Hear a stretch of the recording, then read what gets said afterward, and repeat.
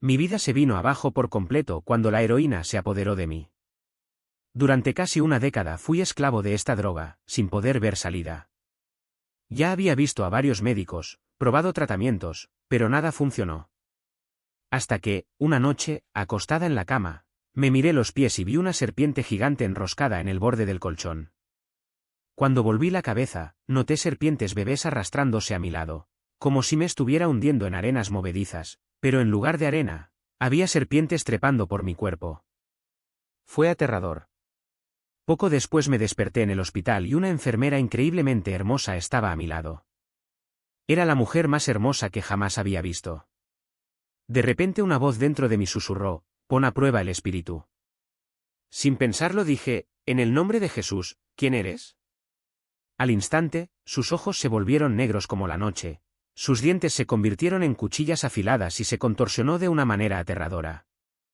Fue allí donde entendí: es necesario poner a prueba los espíritus, siempre. Esta historia de transformación es una de las más impresionantes que he escuchado jamás. Bienvenido a Tocando la Vida de Adril. Hoy nuestro invitado es Mike, quien se involucró con las drogas desde pequeño y terminó atrapado en la peor de las adicciones, la heroína. No querrás perderte cómo logró liberarse. Mike, gracias por estar aquí con nosotros. Es un placer estar aquí. La verdad es que todo empezó muy temprano, con la búsqueda de una vía de escape. Primero fue la marihuana, luego el alcohol, la cocaína, el éxtasis, las setas, el LSD. Probé de todo menos la metanfetamina. Pero fue la heroína la que realmente me detuvo durante casi 10 años. Me convertí prisionero de esa sustancia, sin fuerzas para escapar. La vida se convirtió en una pesadilla y no veía salida. Busqué ayuda de varios médicos, pero nada parecía funcionar. Crecí en una familia judía durante 28 años, hoy tengo 31. No éramos practicantes de la religión, pero celebrábamos los días santos. Para mí, Jesús nunca fue una opción. Después de todo, yo era judío, parte del pueblo elegido, como siempre nos enseñaron.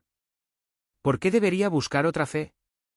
Estaba cómodo en mi zona, y cuando estamos cómodos, nos conformamos. Perdí a varios amigos por las drogas, pero eso solo me empujó aún más hacia lo más profundo. Abracé la idea de la muerte porque no veía futuro. Pensé que iba a morir como tantos otros que conocí. Era una vida solitaria, pesada y desesperada. Durante años, mi familia hizo la vista gorda. Tal vez no querían ver, o yo era bueno ocultándolo. Hoy sé que no fue así. La verdad es que no teníamos conexión con Dios. No hubo oración, fe o esperanza. La gente que me rodeaba solo empeoró las cosas.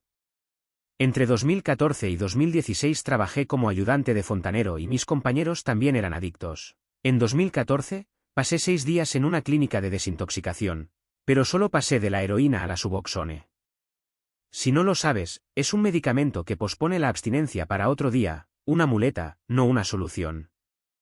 Lo llamé mi bola de hierro. Dondequiera que fuera, necesitaba llevarlo conmigo.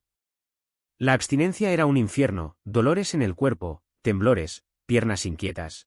Los síntomas de la gripe se multiplicaban por 1000. No se lo deseo a nadie. Antes de encontrar la heroína, dije que no era adicto a una droga específica, sino a escapar de mi propia mente. No entendí por qué intenté silenciar las voces dentro de mí.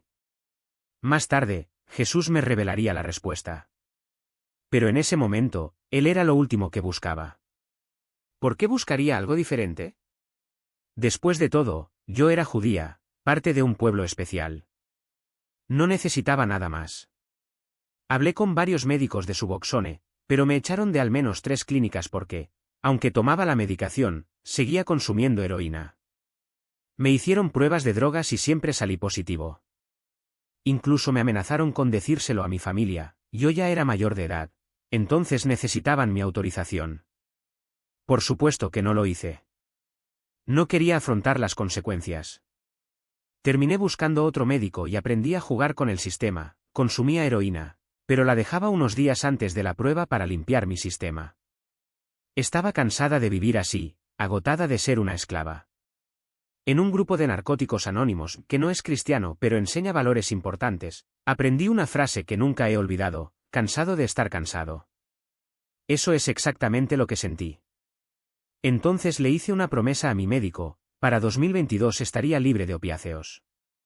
Él sonrió, un poco incrédulo, y dijo que esperaba que yo pudiera hacerlo. Probablemente había escuchado esto cientos de veces de pacientes que no habían tenido éxito. Pero estaba decidido. Líneas blancas en el salpicadero del coche. Me entregó una pajita y dijo, eso es todo. Créeme. Ni siquiera lo dudé. En ese momento, la curiosidad y la promesa de algo más fuerte, más barato, más intenso, hablaron más fuerte que cualquier miedo. Y cuando ese polvo me quemó la garganta e invadió mi cuerpo, supe que había encontrado lo que buscaba. O mejor dicho, lo que ella buscaba en mí. La primera vez fue como un cálido abrazo, un alivio inmediato de todo lo que no sabía que dolía. La cocaína me aceleró y me puso paranoico, pero ¿heroína? Ella me envolvió, me acunó, me hizo sentir como si nada más importara. Y de repente todo cobró sentido. ¿Por qué gastar cientos en algo que solo me daba media hora de placer, cuando por una cuarta parte del precio podía tener horas de paz? O mejor dicho, la ilusión de paz. Pero la ilusión tiene un precio. Y viene a cobrar rápidamente. A los pocos meses ya no era yo. El niño que repartía pizzas, que ayudaba a su padre con la plomería, que reía a carcajadas con sus amigos, desapareció, reemplazado por un zombi de ojos hundidos y manos temblorosas. La heroína no solo me robó mi dinero, mis amigos y mi dignidad. Ella me robó el tiempo. Días enteros perdidos en un sofá, esperando la siguiente dosis, contando monedas para comprar otro sobre, mintiéndole a la persona que amaba solo para tener un poco más de ese sentimiento. ¿Y lo peor? Sabía que me estaba matando. Cada vez que lo olí, sentía el sabor de la muerte en mi garganta. Pero la alternativa, vivir sin ella, parecía aún más insoportable. Hasta que un día algo dentro de mí se rompió. No fue un clic, no fue una revelación divina. Fue un cansancio tan profundo que me dejó sin aliento. Estaba sentada en el suelo del baño, con la jeringa en la mano, sí, había superado mi miedo a las agujas. La necesidad no elige caminos, y de repente, me miré al espejo. No reconocí el rostro que me devolvía la mirada. Los ojos estaban vacíos, la piel gris, los labios agrietados. Y pensé, ¿es esto? ¿Es así como voy a terminar? No con fuerza, no con un acto heroico, sino como un número más en las estadísticas. Otro nombre en un obituario que nadie leería. Fue en ese momento que la promesa que le hice al médico dejó de ser una meta lejana y pasó a ser una cuestión de supervivencia. Ya no quería ser el tipo que robaba el anillo de su abuela para cambiarlo por drogas. Ya no quería ser el hijo que hacía llorar a sus padres en secreto. Ya no quería ser el amigo que desaparecía cuando más me necesitaban. Quería vivir. Y descubrí que vivir no se trataba solo de respirar, se trataba de tener opciones. Era despertarse sin tener que calcular cuánto tiempo faltaba para la siguiente dosis. Era mirarse al espejo y no sentir vergüenza. Pero ¿cómo me deshago de algo que ya se había arraigado en cada célula de mi cuerpo? ¿Cómo podría decir no a lo que, durante años, había sido mi compañero más fiel, aunque poco a poco me estaba matando? Fue entonces cuando comencé a investigar. Primero, las opciones más fáciles, clínicas de desintoxicación en México, terapias con plantas, tratamientos alternativos. Pero cada uno de ellos requería algo que yo no tenía, dinero. ¿$10.000? Apenas podía juntar $10. Entonces comencé a pensar en lo que tenía, un cuerpo destrozado, una mente agotada y un deseo desesperado de no morir. Y así fue como llegué a la conclusión más aterradora de todas: si realmente quisiera salvarme, tendría que hacerlo solo. O casi. Porque en el fondo sabía que no podía hacerlo sin ayuda. Y por eso, aunque sea de mala gana, acepté la idea del cementerio. No era el trabajo de mis sueños, ni mucho menos. Pero era un lugar donde nadie me ofrecería drogas. Donde no tendría que lidiar con la tentación diaria de que mis colegas consuman. Donde, tal vez, finalmente podría respirar sin sentir el peso de la abstinencia aplastarme. Y entonces, cuando menos lo esperaba, se abrió la puerta. Llegó la llamada telefónica que no quería recibir. ¿Tienes el trabajo? ¿Cuándo puedes empezar? Podría haber dicho que no. Podría haber inventado una excusa, rendirme y volver a la misma vieja rutina. Pero algo, tal vez el mismo instinto que una vez me llevó a probar la heroína, me hizo decir, en 2 semanas. Y así fue como, un frío día de 2021, entré por primera vez al cementerio. No como visitante. No como alguien que pasa corriendo, evitando mirar las lápidas. Pero como empleado. Y en ese momento entendí una simple verdad: la muerte no era mi fin. Ella era solo el recordatorio constante de que si no cambiaba, pronto estaría en una de esas tumbas y nadie merece un final como ese. El primer día fue extraño. El silencio, el olor a tierra húmeda, la sensación de que allí el tiempo se detenía. Pero, poco a poco, comencé a darme cuenta de que ese lugar tenía algo que no encontraba en ningún otro lugar: paz.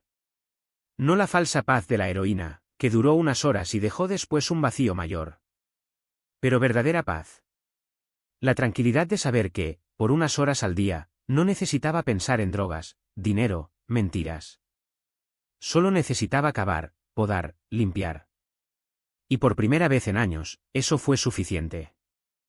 Hasta que, en mi primera semana, descubrí que mi antiguo compañero de trabajo, el fontanero al que tanto admiraba, había muerto de una sobredosis. Y allí, entre las lápidas, con las manos cubiertas de tierra, lloré como nunca antes había llorado. No solo para él, pero para todos nosotros. Para aquellos que todavía estaban luchando. Para aquellos que ya habían perdido la batalla. Para aquellos que, como yo, un día se miraron al espejo y no se reconocieron. Y fue en ese momento que supe, si no hacía algo ahora, sería lo próximo. Y me negué a ser el siguiente. Despertar en lugares que no reconocía, con las manos temblando y la mente nublada por la abstinencia. Y allí, en aquel estacionamiento vacío, bajo el cielo gris de diciembre, comprendí que la muerte no me quería. No ese día. No así. Y si ella no me quería, entonces tal vez, solo tal vez, había algo más grande esperándome. Regresé a casa con el cuerpo destrozado, el alma aún más destrozada y una certeza: ya no podía engañarme más. Mis padres me recibieron con los ojos rojos pero sin preguntas. Mi hermana, esa mujer de fuego y corazón gigante, se cruzó de brazos y dijo: esta vez te vas a quedar. Pero si flaqueas, yo misma te echaré. Y me quedé. Porque, por primera vez en años, quería quedarme. Los primeros días fueron un infierno. El dolor físico era insoportable, pero la vergüenza era peor.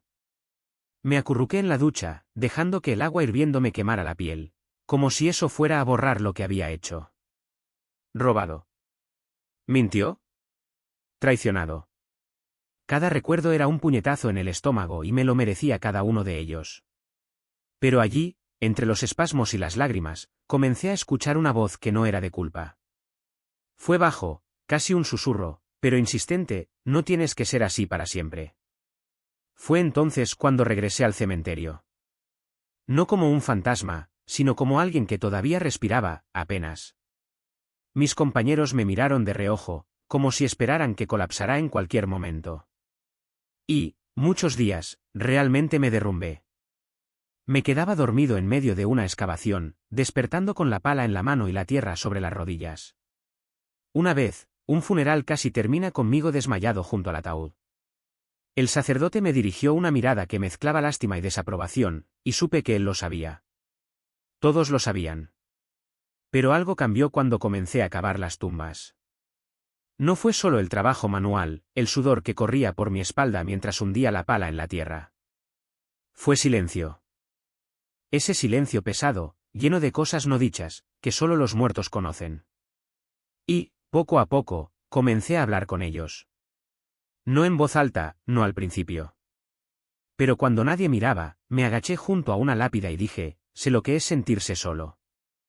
Sé lo que es querer desaparecer. Y, curiosamente, eso fue un alivio. Un día estaba cavando la tumba de un niño. No más de 10 años. La madre lloraba a su lado, abrazada a su padre, y tuve que parar. Me apoyé en la pala, sintiendo el peso de ese dolor como si fuera mío. Y entonces, por primera vez, lo vi. No la muerte, no el vacío, sino la vida que aún latía dentro de mí. La misma vida que había intentado borrar tantas veces. Y sabía que si no luchaba por ella, me estaría traicionando no solo a mí mismo, sino a todos aquellos que ya no podían luchar. Así fue como comencé a aferrarme a cualquier cosa que me mantuviera erguido. Un café fuerte por la mañana. Un abrazo de mi hermana cuando me desperté temblando. La voz de mi madre en el teléfono, incluso cuando no decía nada más que estoy aquí. Y, sobre todo, ira. La ira de haber perdido tanto tiempo, de haber lastimado a quienes me amaban, de haber dejado que la heroína me transformara en algo que ni siquiera reconocía. Esa ira se convirtió en combustible. No fue fácil. Hubo recaídas. Días en los que me despertaba en el suelo del baño, con el sabor a vómito en la boca y la certeza de que había vuelto a fracasar. Pero esta vez no me permití rendirme. Porque por primera vez tenía algo que perder y algo que ganar. Y si antes las drogas eran lo único que me hacía sentir viva, ahora era la lucha la que me hacía merecer vivir. Hoy, cuando miro hacia atrás, veo a un hombre que ya no soy. Un hombre que robó, mintió y se hundió en su propia oscuridad. Pero también veo a alguien que se puso de pie. Alguien que, a pesar de todo, encontró un motivo para seguir. Y si yo puedo hacerlo, tú también puedes. Porque la oscuridad no es el fin. Es simplemente el lugar donde la luz aún no ha llegado. Y ella llega. Siempre llega. Gratis. La vida, para mí, fue una serie de pequeños estrangulamientos, porque eso es lo que hacía la heroína. Eso es lo que hacían los opiáceos, no te dejaban salir. Realmente no estabas allí. Y me convertí en un conductor experto entre siestas, sin llegar a chocar el auto ni causar daños irreparables. Tuve mis encuentros con la policía, multas por exceso de velocidad, pero solo un arresto entre media docena de veces, y esa vez fue por posesión de heroína. Y ahí mismo, Dios extendió su mano sobre mí. Salí de esa situación con poco más que un susto y un pago al juzgado. Pero fue allí, en medio de ese caos, que Él entró en mi vida. Jesús se reveló a mí de maneras que nunca hubiera imaginado. En ese momento, me fascinaba lo paranormal, la caza de fantasmas, lo nuevo, el tarot, los cristales, todo lo que involucraba esa espiritualidad alternativa. Nunca me dijeron que había algo malo en ello, así que me sumergí profundamente, sin miedo. Nunca he tenido experiencias demoníacas aterradoras que me hicieran retroceder. De hecho, algunos incluso eran interesantes. Pero a pesar de ello, algo cambió cuando vi un podcast. Más tarde descubrí que el presentador era un cristiano nacido de nuevo. Tenía una vieja grabación de un programa de radio de hace unos 30 años con Bob Larsen. Una mujer joven llamó, poseída. Él comenzó a orar por ella y el espíritu habló a través de ella. No entendí eso. Cuando pensaba en demonios, imaginaba películas de terror, sopa de guisantes saliendo de la boca, esas escenas exageradas. Nunca pensé que fueran reales. El infierno no era real. El diablo no era real. Era solo una historia para asustar a la gente. Pero algo me molestó. Quizás hubiera algo más. Y luego comencé a investigar. Y me di cuenta de que, sin saberlo, había estado viviendo junto al diablo durante toda mi adicción. Por eso nunca tuve experiencias aterradoras con él, porque me sentía tan cómoda en su presencia que abría la puerta y le decía, entra, ponte cómoda. Pero Dios se reveló a mí. Y la herramienta que eligió fue YouTube. Comencé a encontrar vídeos testimoniales de adictos liberados por el poder de Jesús. No sé por qué comencé a verlo, pero lo hice. Al principio pensé que esta gente estaba loca, fuera de sí. ¿Cómo puede un hombre invisible en el cielo liberar a alguien de una adicción que sé cuánto duele? ¿Qué sé lo real que es? No tenía sentido. Eso no puede ser cierto. O estaban locos o intentaban quitarme dinero. Pero seguí mirando. Un vídeo, luego otro, luego otro. Debían ser 25, 30 al menos. Testimonios de personas adictas a opioides, alcohol, todo tipo de adicciones. Y algo dentro de mí empezó a moverse. Quizás había una salida. Quizás eso podría funcionar para mí también. Entonces me abrí. Y Dios comenzó a colocar ministros de liberación en mi camino, Daniel Adams, Isaiah Salivar, Mike Signorelli. Nombres que hoy en día se conocen, pero de los que, en su momento, nunca había oído hablar. Nunca había oído hablar de la liberación. Sabía lo que era un exorcismo, pero no creía que fuera real. Y de repente, ahí estaba yo, viendo vídeos de personas siendo llenas del Espíritu Santo, orando por ellas y siendo transformadas. No entendí eso, pero quería hacerlo. Quería esa alegría que tenían. Porque no tuve alegría. Tuve depresión. Estaba enojado. Tenía una ansiedad que me asfixiaba, sobre todo cuando se me pasó el efecto del Suboxone. Sentí el corazón como un tambor en el pecho, como si fuera a explotar en cualquier momento. Era la vida que conocía. Era lo que pensaba que era normal. Y yo estaba al final de la fila. No en ese momento exacto, pero ya había pensado varias veces en el suicidio. Necesitaba libertad. Necesitaba una salida. Fue entonces cuando Dios me llevó a la vida sobrenatural, un ministerio que realizaba reuniones por Zoom 2 veces por semana. Me inscribí por $4 al mes, una cantidad que ya había desperdiciado en cosas mucho peores. ¿Por qué no intentarlo? ¿Por qué no darle una oportunidad? Y comencé a ver personas liberadas, llenas de algo que no entendía pero que deseaba desesperadamente. Quería paz. Quería alegría. Quería sentir que mi vida no era solo eso, una prisión de dolor y vacío. Y entonces sucedió algo inesperado. Sin que yo me diera cuenta, Jesús me estaba preparando. A este periodo lo llamo el periodo de preparación, porque Él estaba trabajando en mí sin que yo lo supiera. Si Él hubiera venido y hubiera dicho, sígueme, habría preguntado, ¿por qué? Pero Él me guió de una manera tan natural que pensé que era yo quien tomaba las decisiones. Así fue como comencé a escuchar música de adoración. No sé cómo, no sé por qué, pero ella me calmó. Mis padres se molestaban cuando ponía esas canciones por la mañana mientras me preparaba para ir al trabajo. Detén esta canción de Jesús, ellos han dicho. Pero no podía explicar por qué era bueno para mí. Simplemente supe que lo hice. Fue por esa época que una chica con la que estaba hablando me dijo, deberías ver The Chosen. Y yo miré. Y lloré. Yo, que no había llorado en años, de hecho, desde que murió Robbie. Llorar no fue algo que hice. Los opiáceos te adormecen, no te hacen sentir nada. Pero ahí, frente a esa serie, algo se rompió dentro de mí. Intenté mostrárselo a mis padres, pero no les importó. Yo, sí. Y mientras miraba esos vídeos de liberación, algo en mí gritó, si Dios lo hizo por ellos, tal vez pueda hacerlo por mí también. Y así empezó todo. Me estaba aprisionando. Y lo hice. Me senté con una libreta y un bolígrafo y comencé a escribir. No fue fácil. Cada línea era un peso que cargaba, un recuerdo que intentaba enterrar, un pecado que no quería afrontar. Pero allí, a la tenue luz de aquella lámpara del patio trasero de mis padres, arranqué las páginas de mi propia alma. Escribí sobre la heroína, sobre las mentiras, sobre las noches en las que quise morir. Escribí sobre Robbie, sobre cómo le había fallado a él y sobre cómo me había fallado a mí mismo. Escribí sobre la vergüenza, el miedo, el sentimiento de que nunca sería suficiente.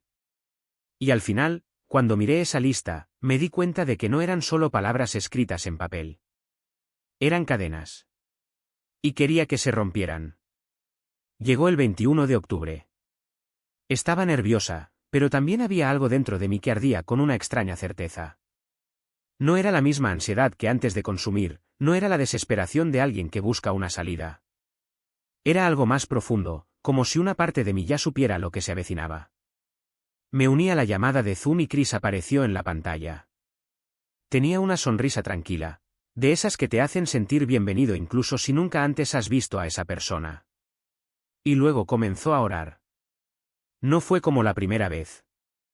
No hubo relámpagos, ni lenguas extrañas saliendo de mi boca incontrolablemente. Pero algo pasó.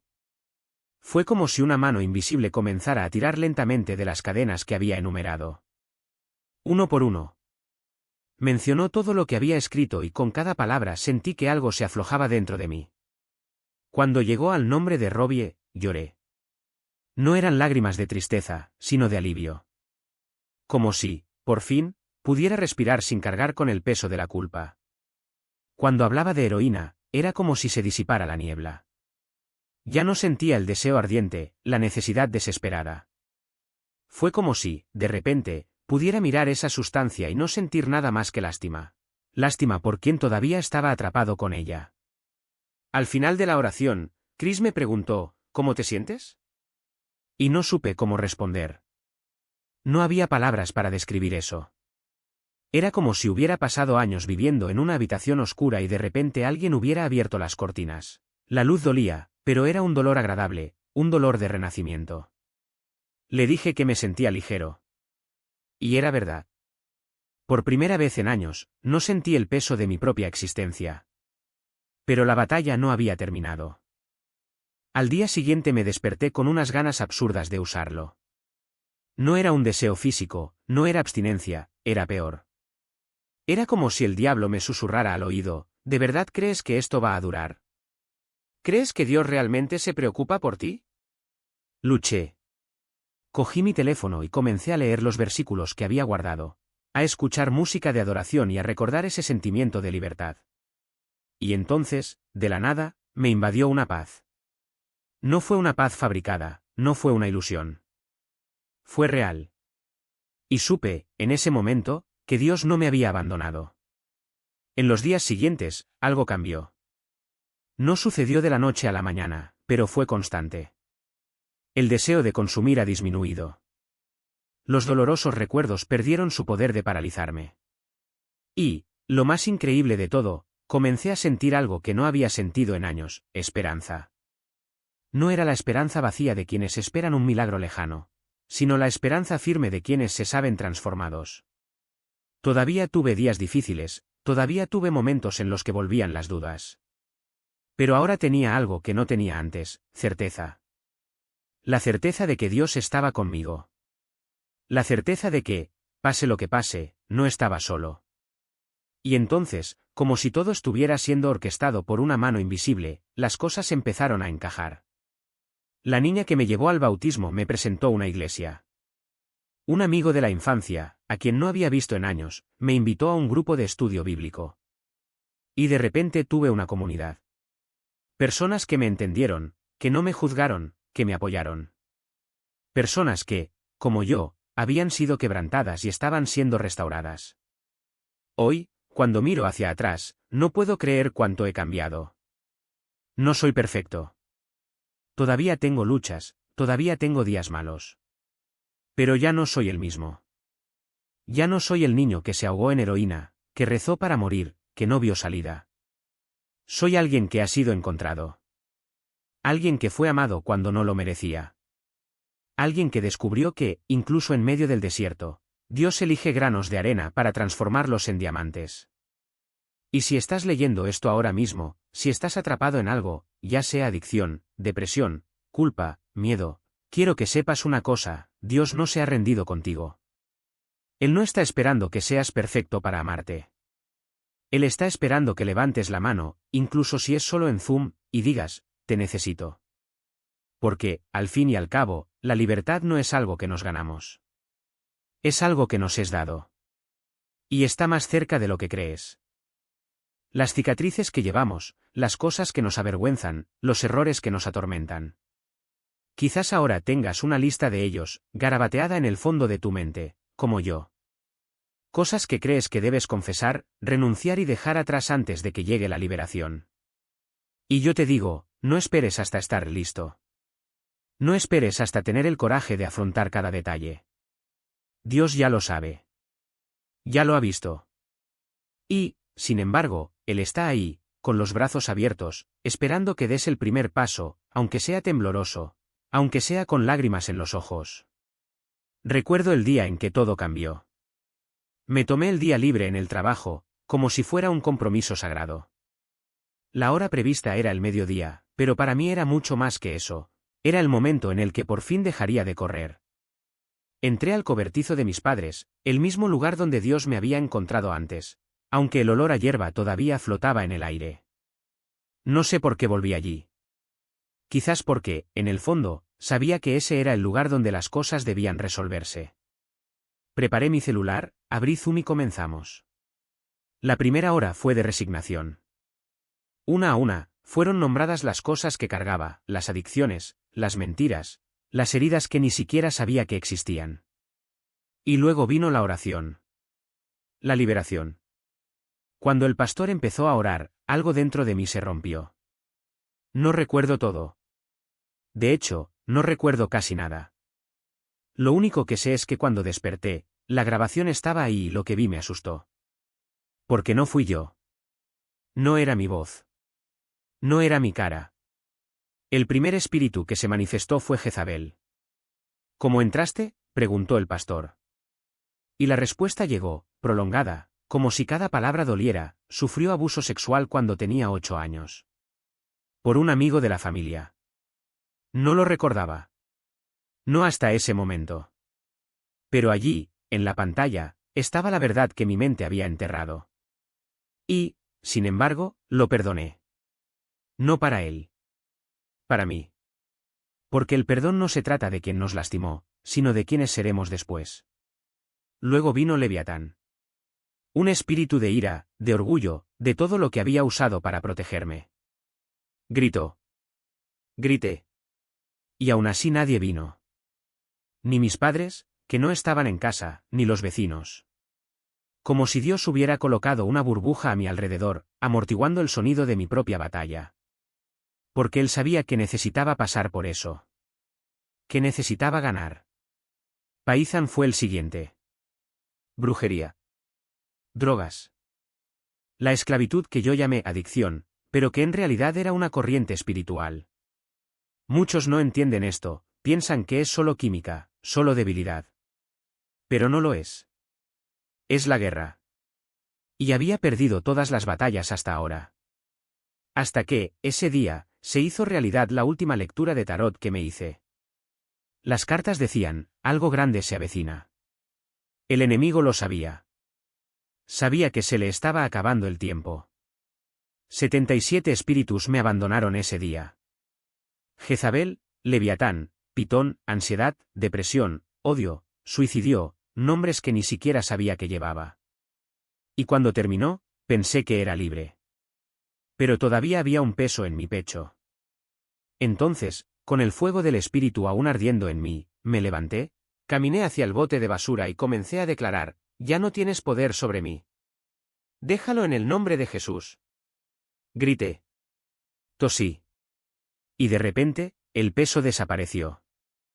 Como si una piedra de años hubiera sido sustituida por una pluma. Hoy, mientras comparto mi testimonio, siento este dolor moverse en mi pecho. ¿Es ligero? Es real. Y sé que Dios todavía está trabajando. Porque no hay mayor poder que una historia de redención. Puedes predicar el Evangelio todo el día, pero cuando alguien dice, esto me pasó a mí, algo se rompe dentro de la gente. Reconocen la verdad. Ven que si Dios lo hizo por mí, también puede hacerlo por ellos. Y por eso te digo, no importa lo que lleves. No importa el tamaño de tu lista. Dios no está esperando que usted se limpie. Él está esperando que usted diga, no puedo. Pero tú puedes. Porque la libertad no es un logro. Es un regalo. Y Él ya está extendiendo su mano. No estaba sufriendo solo en silencio. Fue como si, de repente, alguien encendiera una luz en la oscuridad y vi que había otros allí, caminando por el mismo valle, con las mismas cicatrices. Y surgió la pregunta, casi como un susurro, si Dios lo hizo por él, ¿por qué no lo haría por mí? Por un tiempo, tal vez el primer año, porque cuando me liberaron, el mundo todavía estaba bajo las garras de la pandemia, Dios me aisló. No por castigo, sino por propósito. Muchos en mi familia no me dejaban participar en reuniones, cenas, reuniones. Decisiones que no tomé, pero que me dejaron huella. Decisiones que, si lees entre líneas, entenderás sin necesidad de que te diga más. Y en ese aislamiento, Dios encontró espacio para obrar. Él me moldeó, me enseñó, me transformó en el hombre que Él quería que fuera. Y todavía estoy aprendiendo. Todavía estoy creciendo. No creo que este viaje termine hasta el día en que Él me llame a casa. Al principio, mis padres no le dieron la gloria a Jesús. Para ellos era solo una fase más, ahora se ha hecho cristiano, pero pronto pasará. como si fuera un capricho, una moda pasajera. No entendían que lo que Dios había hecho en mí era definitivo. No había vuelta atrás. Cada paso atrás sería una caída. Y no fue fácil. Las primeras 3 noches después de la liberación, el enemigo intentó perseguirme. Sueños terribles, como si quisiera arrastrarme de nuevo al abismo. La primera noche soñé con una pitón. Estaba acostado en la cama y cuando me miré los pies, vi una serpiente gigante enroscada en los bordes, como si protegiera el territorio. A mi lado, decenas de pequeñas serpientes, subiendo por mi cuerpo, como arenas movedizas, asfixiándome. Grité el nombre de Jesús y todo desapareció. Me desperté en paz, pero el miedo del sueño era real. La noche siguiente, fue Jezabel. Soñé que estaba en un hospital, no enfermo, sino allí, acostado. Se acercó una hermosa enfermera, la mujer más hermosa que he visto en mi vida. Escuché una voz dentro de mí, pon a prueba el espíritu. Luego dijo, en el nombre de Jesús, ¿quién eres tú? Al instante, sus ojos se volvieron negros, sus dientes se convirtieron en cuchillas afiladas y gruñó. Grité el nombre de Jesús y me desperté. La tercera noche, fue Leviatán.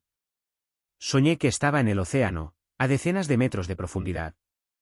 Un dragón marino, con anillos en el hocico, nadó hacia mí. Cuando me miró, supe que era el final. Pero grité el nombre de Jesús y desperté. Cada vez, la paz me envolvió cuando abrí los ojos.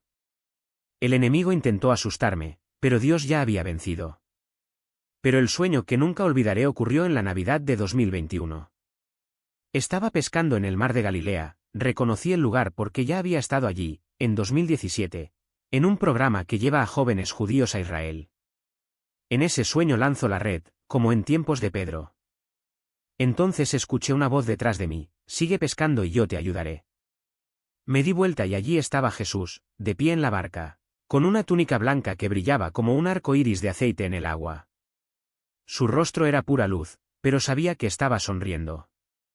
Volvió a decir, sigue pescando y yo te ayudaré. No lo entendí en ese momento, pero luego se lo conté a Chris, el hombre que había orado por mí. Él sonrió y dijo, hermano, esto es de la Biblia. Él te está llamando a ser pescador de hombres. No de peces, sino de vidas. Desde entonces, personas que ni siquiera sabían de este sueño comenzaron a profetizar sobre mí, diciendo que Dios me llamaba a predicar, a compartir el Evangelio, a contar lo que Él hacía en mi vida. Y eso es lo que comencé a hacer. Me tomó tiempo tener el coraje, pero hoy, 3 años después, veo que suceden milagros. ¿Por qué yo? ¿Por qué Dios eligió a alguien como yo? A veces todavía siento un peso, como si cargara con un sentimiento de culpa por haber sido salvo cuando tantos otros no lo fueron. Pero sé que no soy especial. Dios tiene un propósito para mí, tal como lo tiene para ti. Y una de las mayores pruebas de ello fue conocer a mi esposa. Fue en enero, justo a principios de año. Dios escribió esta historia. Cada detalle. Cada encuentro. Cada palabra. Y cuando miro hacia atrás, veo que Él nunca me dejó solo, ni en los días más oscuros, ni en las noches de pesadilla, ni cuando el mundo parecía no quererme. Él estaba allí. Y está aquí y ahora, acercándose a usted también. Ahí estaba ella, de espaldas al horizonte, como si el propio cielo hubiera dispuesto que nada la distrajera de ese momento. Y mientras me arrodillaba, con las manos temblando más de lo que quería admitir, sucedió algo aún más extraordinario. Sus amigas, que se habían marchado minutos antes, comenzaron a caminar por la terraza, sin que yo hubiera dicho una palabra, cada una con un ramo de flores. No eran flores compradas deprisa, no. Eran los mismos que le había pedido en secreto a mi amigo colombiano, como parte del plan. Dios no solo me dio la señal del anillo de fuego en el cielo, Él orquestó cada detalle para que en el momento en que abrí la caja, el mundo entero pareciera conspirar a nuestro favor. Y entonces pregunté. No con palabras ensayadas, no con un discurso perfecto, sino con su corazón latiendo tan fuerte que estaba seguro de que podía oírlo. ¿Construirás una vida conmigo?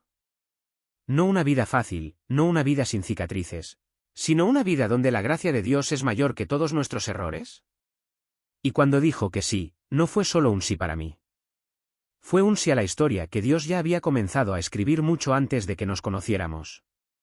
Fue un sí a las noches en las que pensaba que no había salida. Fue un sí para los momentos en que dudaba que alguien como yo pudiera cambiar. Fue un sí a lo imposible.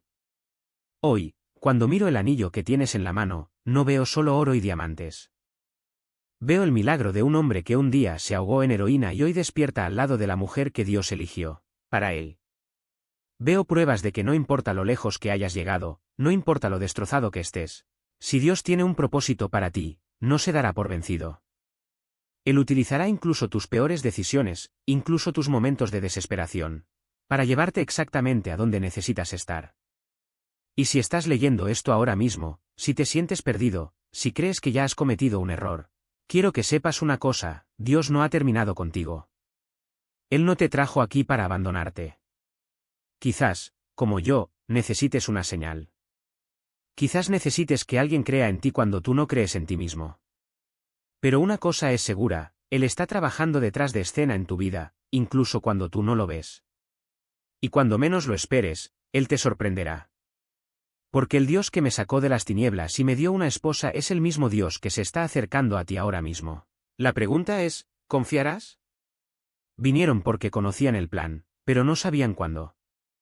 Y fue entonces precisamente cuando Dios actuó. Todo encajó en su lugar de una manera que solo Él podía hacerlo. En septiembre nos casamos. Menos de un año después de que todo comenzara, allí estábamos, frente a un altar que no era solo un lugar hermoso, era un milagro. Porque seamos sinceros, con lo que teníamos no deberíamos haber conseguido algo así. Pero Dios no mira lo que no tienes. Él mira lo que necesitas y te lo suministra. Y Él no se detuvo allí. ¿La casa donde vivimos hoy? Cada detalle, cada comodidad, cada provisión, todo vino de Él. No es solo una frase bonita, es la cruda realidad: Dios literalmente nos dio esto. Y justo cuando pensábamos que lo habíamos visto todo, Él nos llevó a una nueva iglesia. En menos de un año ya me estaba empleando para liderar a los jóvenes. Ahora comencé a guiar a un grupo de hombres, no solo a los más jóvenes, sino también a aquellos que llevaban años de luchas y preguntas. Porque lo que importa es no saber de Jesús. Es conocerlo. Es despertar y hablar con Él como si estuviera a tu lado. Es tener una relación tan íntima que, cuando llega la tormenta, no tienes que gritar: Él ya está ahí, tomándote la mano. ¿Y sabes qué pasa cuando vives así? Las montañas se mueven. Los valles se convierten en caminos. Porque Dios no cambia. El mismo Jesús que expulsó los demonios en los evangelios sigue obrando hoy. La misma mano que liberó a María Magdalena de los 7 espíritus inmundos todavía está extendida hacia vosotros. La mitad del ministerio de Cristo estuvo dedicado a romper cadenas, y Él no se detuvo. Los milagros no son cosa del pasado. Están sucediendo ahora. Vi cosas que la medicina no puede explicar. He sido testigo de liberaciones que la ciencia no puede medir.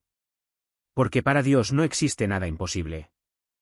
¿Recuerdas esa noche en la que estabas a punto de rendirte? ¿Cuando las drogas casi te llevan? Clamaste: Señor, sálvame. Y Él escuchó. No fue una coincidencia. Fue el Padre quien os atrajo, como está escrito en Juan 6,44, nadie puede venir a mí, si el Padre que me envió no lo atrae. Deberías haber muerto. Pero Dios tenía un plan. Y Él no te salvó solo para darte una segunda oportunidad, te salvó para darte una nueva vida. Por eso hoy te pregunto, ¿alguna vez te has detenido a pensar en lo que Dios está preparando para ti? Porque Él no te trajo aquí para dejarte a mitad de camino. Él está trabajando, incluso cuando no lo ves. Él está abriendo puertas, incluso cuando solo ves paredes. Y cuando menos lo esperes, Él te sorprenderá, otra vez. Ahora, cierra los ojos por un momento. Imagínese dentro de un año. ¿Dónde quieres estar? ¿Quién quieres ser? Porque Dios no solo está interesado en tu pasado, sino que también está interesado en tu futuro. Y lo único que te pide es que confíes. Que sueltes el control. Que puedas decir, como dije: Señor, haz tu voluntad. ¿Haz tu voluntad? Porque cuando lo haces, sucede algo extraordinario. Las cadenas caen. Las heridas sanan. Y descubres que la libertad que tanto buscaste siempre ha estado a tu alcance, en Cristo Jesús.